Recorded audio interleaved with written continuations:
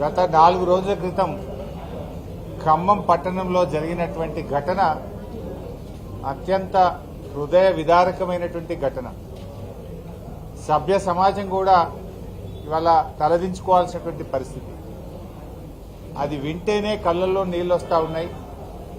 మరి అనుభవించినటువంటి వాళ్లకు, ఆ కుటుంబానికి ఎంత దుఃఖం ఉంటుందో ఒక్కసారి మన గుండె మీద చేసుకొని ఆలోచిస్తే మనకు తెలిసి వస్తుంది. దీన్ని ప్రతి ఒక్కరూ కూడా ఖండించాల్సిన అవసరం ఉంది. ఇటువంటి సంఘటనలు పునరావృతం కాకుండా ప్రభుత్వము, సమాజము అందరూ కూడా ఆలోచించాల్సినటువంటి అవసరం ఎంతైనా ఉంది. 12 ఏళ్ల అమ్మాయి, పాపం స్కూలుకు వెళ్లే అమ్మాయి, కనీసం అభం శుభం తెలియని అమ్మాయి, ఉక్కుపచ్చలారని అమ్మాయి. అలాంటి అమ్మాయి మీద ఇలాంటి సంఘటనలు జరిగితే అసలు మనం ఎక్కడున్నాము, మనం ఎటు పోతున్నాము అని ఎంతో బాధ కలుగుతా ఉంది. కనీసం సంఘటన జరిగిన తర్వాత అయినా ప్రభుత్వ స్పందన ఎట్లా ఉంది అంటే అది కూడా చాలా బాధగా ఉంది. ప్రభుత్వం, అసలు ఒక రాష్ట్రము, ఒక ప్రభుత్వము 12 ఏళ్ల అమ్మాయి మీద ఇటువంటి సంఘటన జరిగితే ప్రభుత్వం స్పందించాల్సిన తీరు ఇదేనా నేను అడుగుతా ఉన్నా.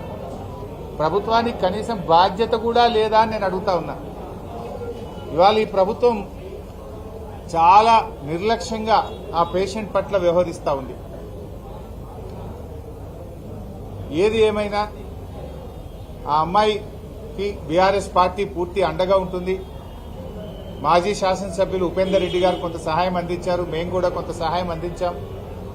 బట్ బాధ కలిగేది ఏంటంటే అమ్మాయి తిరిగి నడవలేని పరిస్థితి, తిరిగి సాధారణ స్థితికి రావడం చాలా చాలా కష్టము అని డాక్టర్లు చెప్తా ఉంటే ఎంత బాధ అవుతా ఉంది. అమ్మాయి జీవితం పోయింది ఈరోజు. ఇటువంటిది మళ్లీ పునరావృతం కాకుండా సునీతా లక్ష్మారెడ్డి గారు చెప్పినట్టుగా ఫాస్ట్ ట్రాక్ కోర్టు పెట్టి అటువంటి వ్యక్తులను ఉరిదీయాల్సిన అవసరం ఉంది. ఇలాంటి తప్పులు మళ్లీ ఎవడన్నా చేయాలంటే భయపడాల్సిన పరిస్థితి రావాలి. ఈరోజు కాంగ్రెస్ ప్రభుత్వం వచ్చిన తర్వాత ప్రతిరోజు 5 నుంచి 6 ఫోక్సో కేసులు నమోదవుతా ఉన్నాయి. రాష్ట్రంలో, తెలంగాణ రాష్ట్రంలో రోజుకు 5-6 చోట్ల మైనర్ అమ్మాయిల మీద, చిన్న పిల్లల మీద అత్యాచారాలు జరుగుతూ ఉన్నాయి. నిన్నగాక మొన్న వికారాబాద్ జిల్లా యాలాల్ మండలంలో ఒక అమ్మాయి సెల్ ఫోన్ ఛార్జర్ తీసుకోవడానికి లోపలికి వెళ్తే ఆ అమ్మాయి మీద అత్యాచారం జరిగింది. బొమరాజ్పేట మండలంలో మైనర్ బాలికపై తన కుటుంబ సభ్యులు, బంధువే లైంగిక దాడికి పాల్పడ్డారు. వికారాబాద్ జిల్లా బషీరాబాద్ మండలంలో జీవంగి గ్రామంలో మైనర్ బాలికపై లైంగిక దాడికి పాల్పడ్డారు. వికారాబాద్ జిల్లా మోమిన్పేట పోలీస్ స్టేషన్లో ఒక ఆటో డ్రైవర్ మైనర్ అమ్మాయి మీద లైంగిక దాడికి పాల్పడ్డారు. మొన్న నిర్మల్ పోలీస్ స్టేషన్లో 6 సంవత్సరాల అమ్మాయి మీద లైంగిక దాడికి పాల్పడి, ఇవన్నీ కూడా ఈ నెలలో జరిగినాయి చెప్తున్నాను. అంటే ప్రతిరోజు ఈ రాష్ట్రంలో 5-6 చోట్ల చిన్న పిల్లల మీద లైంగిక దాడులు జరుగుతూ ఉన్నాయి. అంటే ప్రభుత్వం ఏం చేస్తా ఉంది అని నేను అడుగుతా ఉన్నా. ఈరోజు ముఖ్యంగా ఈ రాష్ట్రంలో కాంగ్రెస్ ప్రభుత్వం వచ్చిన తర్వాత ఈ చిన్నపిల్లల మీద లైంగిక దాడులు విపరీతంగా పెరిగిపోయినాయి. 2024 సంవత్సరంలో 2200 మంది చిన్నపిల్లల మీద పోక్సో కేసులు నమోదైనాయి, లైంగిక దాడులు జరిగినాయి. 2025 సంవత్సరంలో ప్రభుత్వం కనీసం చర్యలు తీసుకుంటే తగ్గలే. 2025లో 2400 మంది చిన్నపిల్లల మీద అత్యాచారాలు జరిగినాయి. అంటే ఈ ప్రభుత్వం అసలు పట్టించుకోవడం లేదు.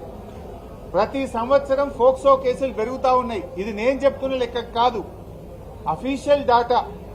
ఎన్సీఆర్బీ డాటా ప్రకారంగానే తెలంగాణ రాష్ట్రంలో రోజు రోజుకు చిన్నపిల్లల మీద అత్యాచారాలు పెరుగుతా ఉన్నాయి. సంవత్సరానికి కేసులు పెరుగుతా ఉన్నాయి. అంటే ఈ ప్రభుత్వం పట్టించుకోవడం లేదు. ఆనాడు కేసీఆర్ గారు ప్రత్యేకంగా మహిళల కోసం ఒక అడిషనల్ డీజీ ర్యాంకులో ఉమెన్ వింగ్ ను పెట్టి, షీ టీమ్స్ ను పెట్టి అనేక చర్యలు తీసుకున్నారు. ప్రతి జిల్లాలో కూడా భద్రతా టీమ్స్ పెట్టారు. కానీ ఈ ప్రభుత్వం దాన్ని నిర్లక్ష్యం చేసింది. ఇవాళ ఉమెన్స్ వింగ్ కు అడిషనల్ డీజీగా ఉన్న వ్యక్తికే సిఐడి ఇన్ఛార్జ్ ఇచ్చారు, ఏసీబీ ఇన్ఛార్జ్ ఇచ్చారు, ఇంకా వారు మహిళల గురించి చిన్నపిల్లల గురించి ఆలోచించాలా, ఏసీబీ పనిచేయాలనా, సిఐడి పనిచేయాలనా? ఒక అధికారికి మూడు ప్రధానమైనటువంటి కీలకమైన బాధ్యతలు పెట్టడం వల్ల ఎక్కడో ఫోకస్ మిస్ అవుతా ఉంది. రోజు రోజుకు కేసులు పెరుగుతున్నటువంటి పరిస్థితి ఉన్నది.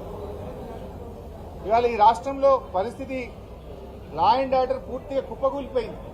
కరీంనగర్ లో మనం చూసాం, పట్టబగలు బంగారం దుకాణం మీద పడి దొంగలు బంగారాన్ని దోసుకపోతే ఇప్పటి వరకు రికవరీ అయిన పరిస్థితి లేదు. హైదరాబాద్ నడిబొడ్డున అడిషనల్ డీజీపీ వినయ్ రంజన్ రే గారి ఇంటిలో అర్ధరాత్రి ఆయన భార్యను చంపి నగలుతో ఉడాయిస్తే ఇయాలటి వరకు వాళ్ళని పట్టించుకున్నది, దొంగల్ని పట్టుకున్నది లేదు, రికవరీ అయింది లేదు. అంటే ఈ ప్రభుత్వం అసలు హైదరాబాద్ నడిబొడ్డున జరిగినా దిక్కు లేదు, కరీంనగర్ కలెక్టర్ ఆఫీస్ ముంగట దాడులు జరిగినా దిక్కు లేదు.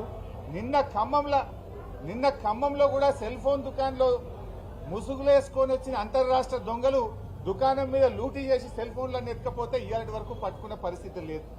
అంటే మొత్తంగా ఈ రాష్ట్రంలో పోలీసులు చేయాల్సిన పని చేస్తలేరు. కొంతమంది పోలీసులు పీఆర్ స్టంట్స్ చేస్తున్నారు, అసలు పని ఇడిచిపెట్టిండ్రు.